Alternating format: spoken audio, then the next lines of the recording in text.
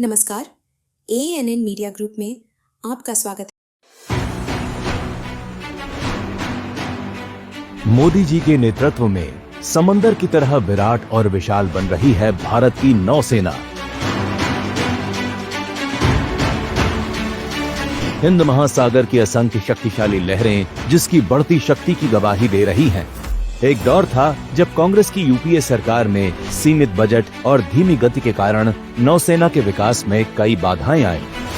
लेकिन मोदी सरकार ने आते ही न सिर्फ रक्षा क्षेत्र को रिकॉर्ड बजट दिया, बल्कि मेक इन इंडिया को बढ़ावा देकर नौसेना की तस्वीर ही बदल डाली। आज भारत की नौसेना 70% से अधिक स्वदेशी हथियारों से लैस है। नौसेना की शक्ति को बढ़ाने वाली स्कॉर्पियन पनडुब्बियां यूपीए सरकार में भ्रष्टाचार की भेंट चढ़ गईं और 15 सालों तक सेना को न मिल सकी। लेकिन मोदी सरकार ने आते ही INS Kalvari, INS Khanderi, INS करंज, INS वेला और INS वागीर को नौसेना के बेड़े में शामिल किया।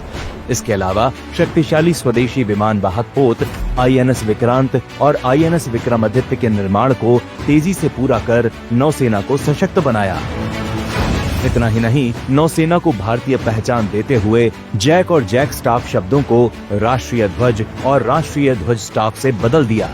मोदी सरकार ने नौसेना के लिए मिसाइल और हथियारों की आपूर्ति में विदेशों पर निर्भरता को खत्म किया, पुराने हथियार अपग्रेड किए, सुपरसोनिक मिसाइल और LRSAM यानी long range surface to air missile जैसे अत्याधुनिक और परमाणु शक्ति संपन्न हथियारों को शामिल कर दुश्मन के लिए और घातक बनाया गया। आज भारत न केवल हथियार बनाता है, बल्कि उन्हें 90 से अधिक देशों को निर्यात भी करता है।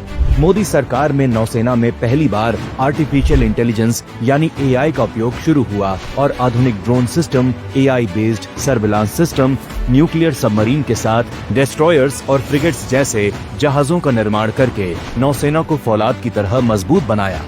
आने वाले कुछ सालों में भारत की नौसेना विश्व स्तरीय ब्लू वाटर नेवी बनने जा रही है। ये नए भारत के बढ़ते प्रभाव का ही परिणाम है कि दुनिया के कई देश मुसीबत में सबसे पहले भारत की नौसेना को मदद के लिए आवाज देते हैं और वसुधैव कुटुंबकम के मंत्र पर चल रही नौसेना मोदी जी के विश्व बंधु भारत का सफलतापूर्वक प्रतिनिधित्व करती है।